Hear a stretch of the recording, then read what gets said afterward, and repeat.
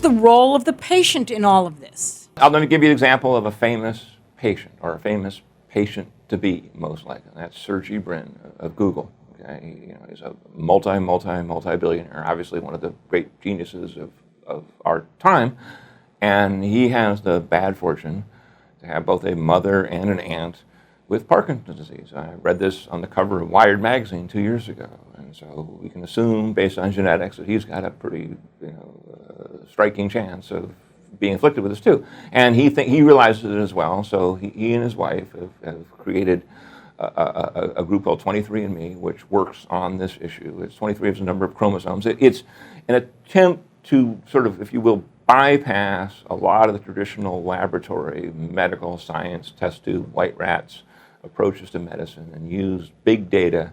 Big data is the very voguish phrase we're all using now. Big data is computers and databases, and it's the engine that has solved the issues of, not solved, or at least addressed the issues of e-commerce. Amazon and Google itself and all the other companies couldn't exist without being able to identify credit card numbers and buyer history and so on and so on. And so this whole big data phenomenon, which is swallowing commerce and transportation and a lot of most kinds of business work and so on, is also now coming to medicine, and that's what Brin wants to do. It's complicated and hard to explain, but it's in Wired magazine. There's something called the fourth paradigm of medical research, which is, if you Google that phrase, fourth paradigm medical research, Microsoft, to its credit, wrote a whole book about this and is giving it away on their website. Now, what this Googleization, if you will, as a parallel track to traditional organic chemical analysis needs is a huge supply of data. It can't just be you and me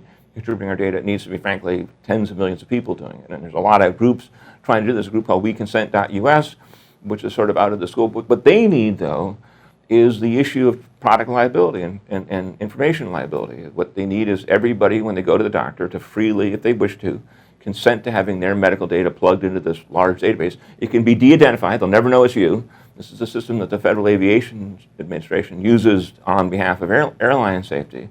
But the issue is, will doctors and hospitals and so on collect this big data and share it if they're worried about tort lawyer liability? There's a fellow named Jim Wooten, W-O-O-T-T-O-N, who's been very worried about this on behalf of the makers. They say, listen, Intel and the phone companies aren't going to get in the business of transmitting large amounts of data if they're worried about the trial liability for it. So that problem has to be solved, to create a kind of enterprise zone around big data so that visionaries like Sergey Brin and whoever else can get in there and try to figure out how to make it for the benefit of all of us.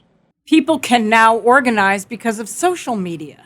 People now have the capacity, thanks to the internet, to organize themselves as activist patient groups. I mean, there's 1,000 different groups. There always have been, but now they're much more able to organize and get themselves together more inexpensively. The challenge the patient groups face is that a lot of them have, frankly, sort of been housebroken by lobbyists in the DC community, where they simply say, look, I get 2% more from the NIH.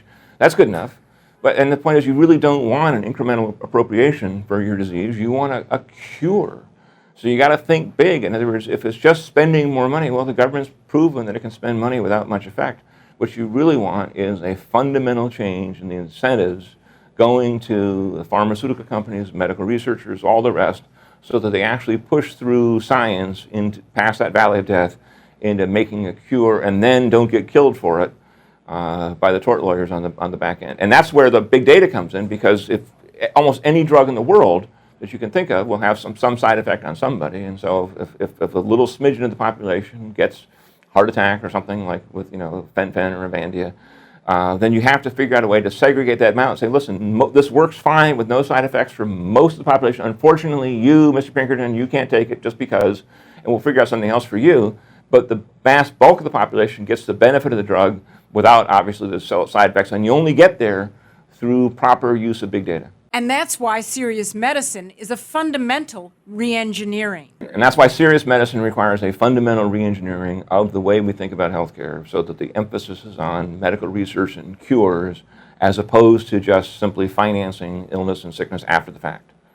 Jim, we know that President Eisenhower had a heart attack. He then went in to do all kinds of things to try and fight disease. What did he try and do?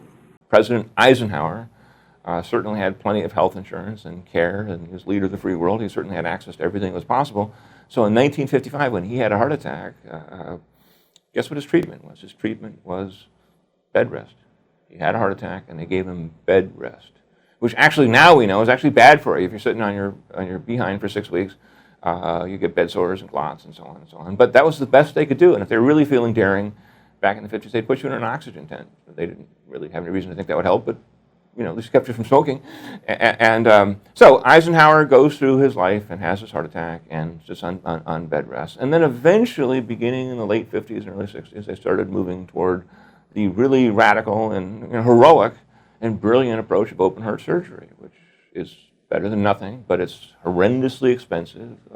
There's enormous risk of infection, what they call a pneumococcal infection, which you get inside the hospital.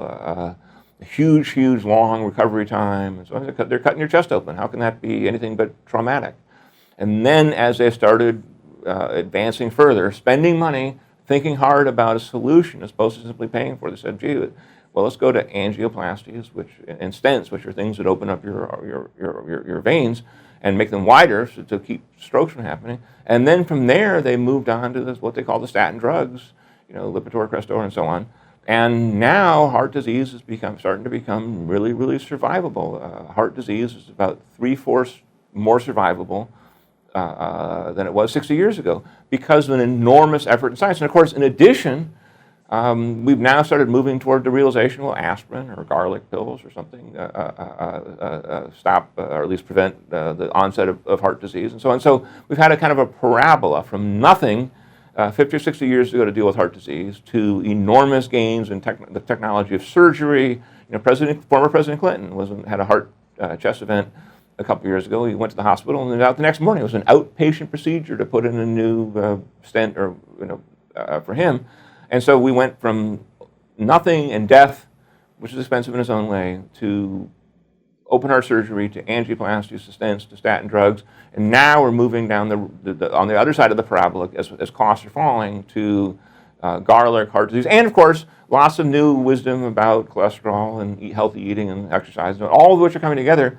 But now heart disease went from being the most expensive category of medical treatment for Medicare, 50 years ago, to the 14th.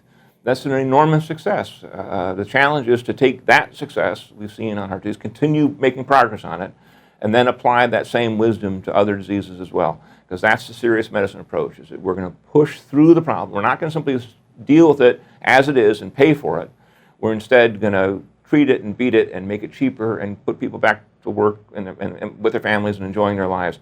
That's a much better approach. And I'm convinced it would be popular. I'm convinced if a politician got up and said, listen, here's why I want you to vote for me, because I'm going to make you healthier. I'm going to save money for the government, Medicare will be cheaper, and you're going to live longer and better and healthier and stronger.